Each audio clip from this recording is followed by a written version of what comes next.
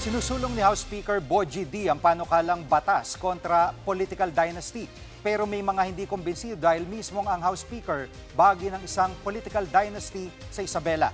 Live mula sa Batasang Pambansa, nangunguna sa balita si News 5 House Correspondent Marian Enriquez. Marian, anong reaksyon ni Speaker D sa mga kumukwestiyon sa pagsusulong niya sa anti-dynasty bill? Jiggy, bago ko nga sagutin yun, ilatag muna natin itong dahilan ng pagsuporta ni House Speaker Bogie D dito sa Anti-Political Dynasty Bill. Sabi niya, ito raw yung nakikita niyang solusyon para masawata na nga itong laganap na korupsyon sa gobyerno sa gitna nga po nitong flood control scam. Pero Jiggy, aminado itong si Speaker D na marami ang magtataas ng kilay sa pahayag niyang ito, lalo na galing din po siya sa isang malaking angkan ng mga politiko sa Isabela. Pero depensa ni House Speaker D, naging mahabang tradisyon na raw talaga ng kanilang pamilya ang maglingkod sa bayan. Base nga doon sa salin ni D, nasa 16 po yung mga kaanak niyang nagsisilbi ngayon sa gobyerno. Pero panahon na raw na harapin ang matagal nang nakasaad sa konstitusyon at yan nga ay ang pagpapasa ng batas na nagbibigay kahulugan sa political dynasties at tuluyang magbabawal dito. Hinimok din ni D ito ng mga kapwa niyang kongresista na suportahan yung panukala. Narito ang pahayag ni Speaker Bogie D.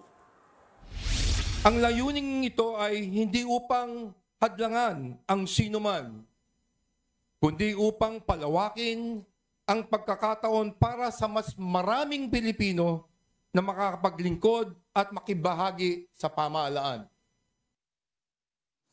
At Marian, ang tanong ay willing ba si Speaker D na buwagin ang sarili niyang dinastiya at yun ang dapat sinasabi ng mga kritiko niya na dapat niya sagutin? At anong reaksyon din ng ibang mga congressman na maraming kamag-anak sa pwesto? Yes, Jiggy, may mga kongresista naman na suportado itong stand ni Speaker D laban nga sa mga political dynasty. At ngayong hapon lang actually naghain itong Akbayan Reform Bloc na panukalang batas nga na magbabawal nga po dito sa magkakaanak na sabay-sabay na tumakbo sa eleksyon hanggang sa 4th degree of consanguinity or affinity. Ibig sabihin hanggang first cousin, tatay mo o asawa, anak, biyenan o lolo mo hindi po pwedeng tumakbo ng sabay-sabay sa kahit anong posisyon.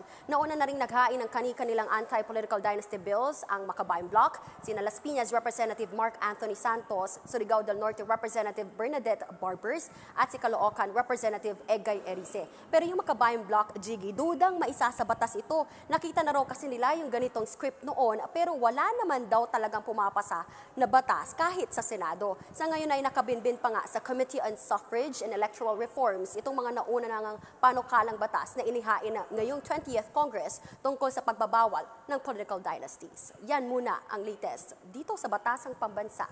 Balik sa'yo, Jiggy. Yan po ang ulat ni Marian Enriquez live mula sa Batasang Pambansa. Mga kapatid, Jiggy Manikad po. Pagdating sa mahalagang balita sa loob at labas ng bansa, dapat una sa lahat, mag-follow at mag-subscribe na sa social media pages ng News 5.